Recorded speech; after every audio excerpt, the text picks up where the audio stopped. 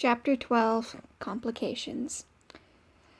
In the walk to biology, Edward saw in Angela's thoughts that she yearned for Ben's attention. Her love story didn't have to be a tragic one, and Edward would give her what she wanted, and it wouldn't be difficult. He'd just have to plant a suggestion and get Emmett's help. Maybe there'd be a solution to his problem, too. Banner played a movie, but Edward didn't pay attention to anything but Bella, and sat close to her. What is electricity in the air? Was he the only one that could clearly, in the dark room, see? But he decides not to touch her hand. A new desire was growing and overcoming his self-control. That's called getting horny. Ugh, didn't you attend like a billion sex ed classes by this point? What was she thinking? Then he realized she wanted him to touch her. Well, more than touch her. The hour passed slowly, and with the lights on, the atmosphere returned to normal. He offered to walk her to class. No mistakes. Bella is a soap bubble. And at the gym doors, he strokes her cheek, and then cups her chin and hugs her. Okay, so like any other girl or guy that's like listening to this, if you just like barely know this guy, and like you're not even officially dating yet, and they give like this movie dramatic goodbye to you as you go to your next class, wouldn't that creep the fuck out of you?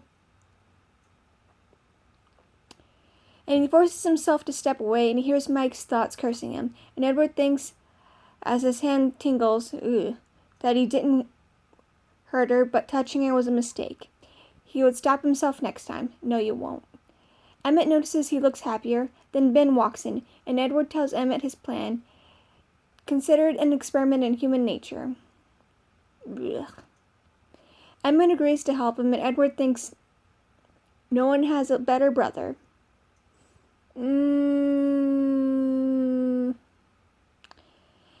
as class is starting, Emmett asks Ed if he asked Angela out yet, and that catches Ben's attention, and Edward says he's interested in someone else, and Ben thinks Edward isn't safe or right for Angela. Well, considering what he is and what we read about him, you're right. And Edward says she likes Ben, but he doesn't care. There's other girls. Oof. Edward glances behind him to Ben, who thinks to show him up. Emmett says he likes shy girls and thinks quiet like Bella. Class starts, and Edward smiles that he was able to shape a love story. Ugh. John Green does better than you.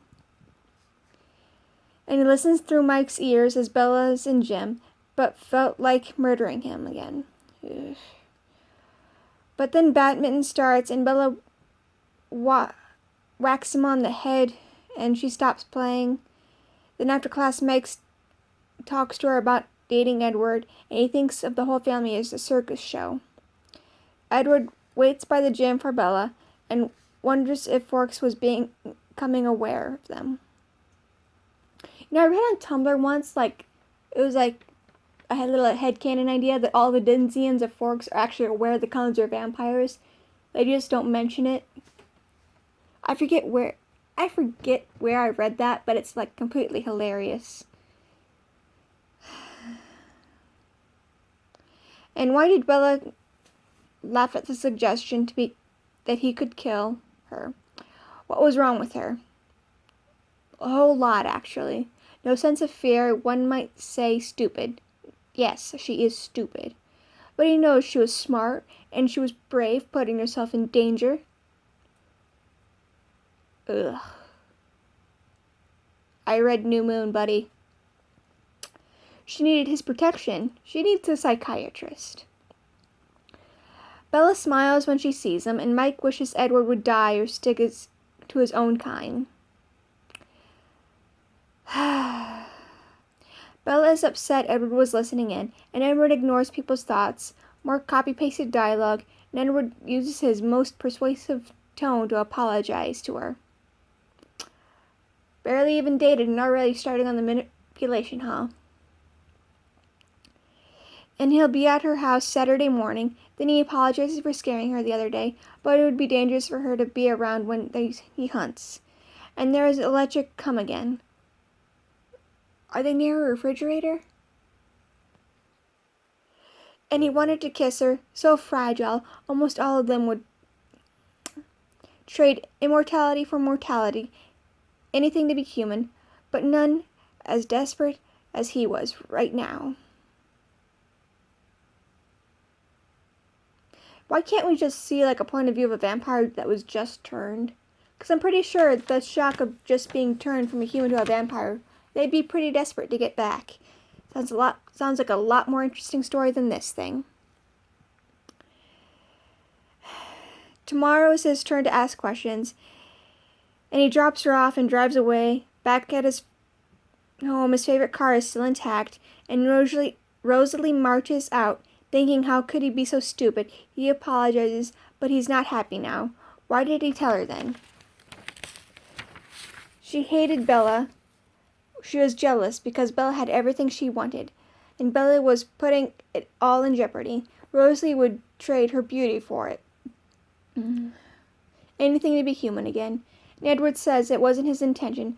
Bella's friends with Ephraim Black's great-grandson. Of course they would warn the next generation, and they would just take it as just a story.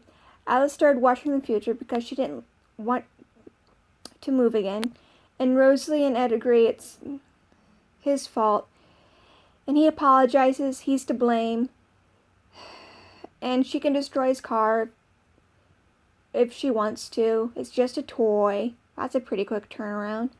And Rosalie says he's changed. Not really. And Carla went to talk to Jasper, and Edward thinks of how Bella changed him. I'll need more convincing than that.